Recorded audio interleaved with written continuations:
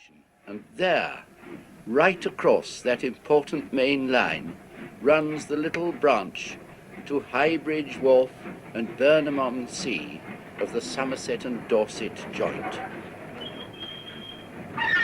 The line is used for goods only now, and we'll follow the goods train through the town of Highbridge to its lonely end.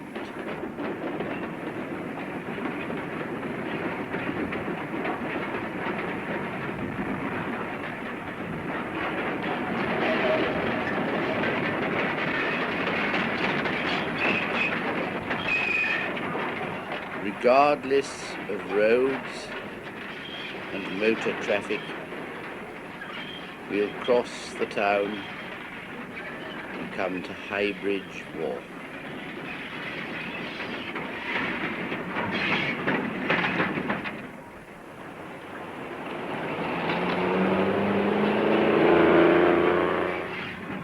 There it is, the place the Somerset and Dorset hoped to establish as an enormous port.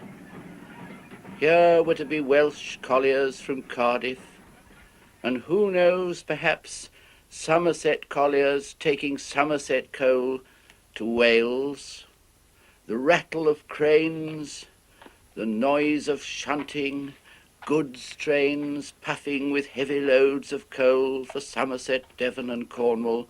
This was to be the Barry of the southwest. Up here somewhere is where the colliers and cargo boats were to unload. The hope was partly realized. That's what it's like now. Highbridge Wharf, your hopes have died. They flow like driftwood down the tide, out into the open sea. Oh, sad, forgotten S&D. But let's not be too mournful. There was still another hope of prosperity for this part of the Somerset and Dorset Railway. Excursionists. In 1858, the little line to Burnham was opened, and the station is still there.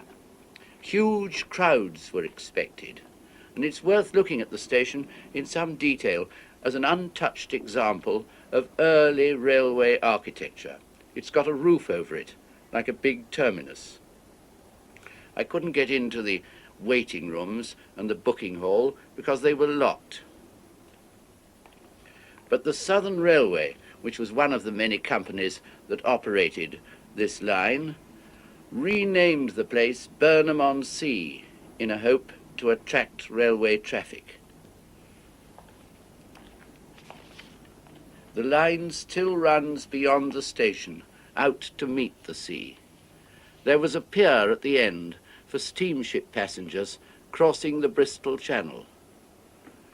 Welsh people, after a holiday in Bournemouth, could run merrily back to Wales, and vice versa. Now, all that remains is this, and the gradient going down to the sea.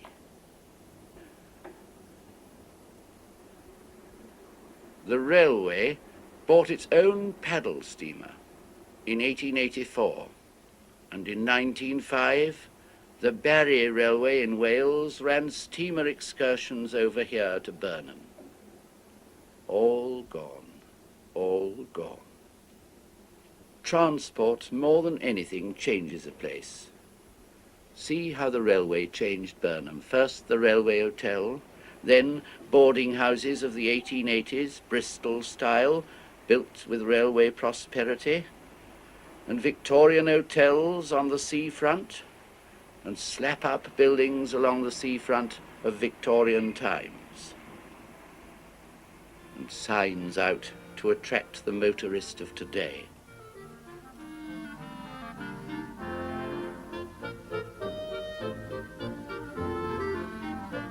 Villas for retired folk as permanent residences.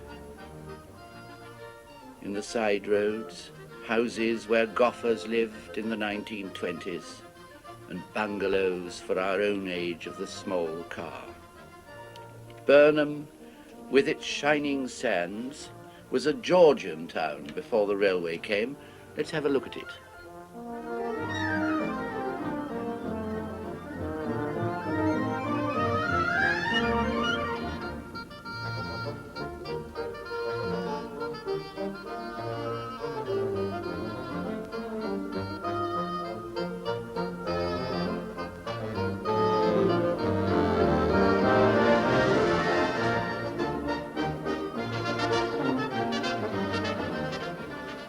It's a beautiful seaside place. The air on the sands and on the pier is like wine.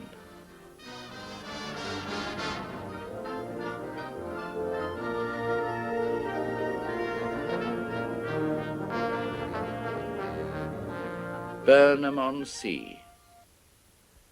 The Somerset and Dorset Railway brought you prosperity a century ago. Burnham-on-Sea, in 10 years' time, when the roads are so full of traffic, we'll all be going by train again.